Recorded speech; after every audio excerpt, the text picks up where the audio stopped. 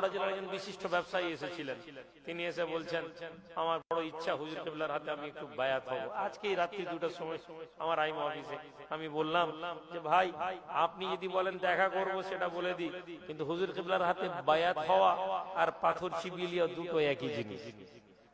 কেননা এই দরবারে মুরিদ করার জন্য এই দরবার তৈরি করা হয়নি। পিছনে দেন, এখানে আপনি আমাকে এখানে কাউকে দেখবেন না যে আপনাকে মুরিদ করার জন্য আপনাকে উৎসাহী করা হবে, জি না। আপনি মুরিদ যদি থাকেন, আপনি যেখানের মুরিদ আছেন সেখানে মুরিদ কেমন হবেন সেই জিনিসটা শেখানো হয়। এখানে মুরিদ করা হয় না। হয় না বলতে বিশিষ্ট ব্যতিক্রম ছাড়া।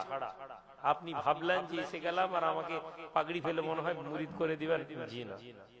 হাজিরানে মজলিস, আমরা আখেরি মোনাজাত হওয়ার আগে আমরা কি নিয়ে যাচ্ছি? তাহলে এই যে 1 বছর 248 ঘন্টা আপনি কাটিয়ে দিলেন, কি নিয়ে যাচ্ছেন? কি নিলেন? কি পেলেন? আপনি যদি নিজেকে প্রশ্ন করেন, আমি জানি না সারা রাত আলেম ওলামা বক্তাদের কথা শুনেছেন আপনারা, বিভিন্ন বিষয় কথা হয়েছে। আবার বলছি, প্রতাপপুর দরবার শরীফ একদিকে তরিকত যদি বলে, দুনিয়ার বিষয় বলে, এবং একজন পূর্ণাঙ্গ মুসলমান হওয়ার বিষয় মেহনত করে চলেছে। যেমন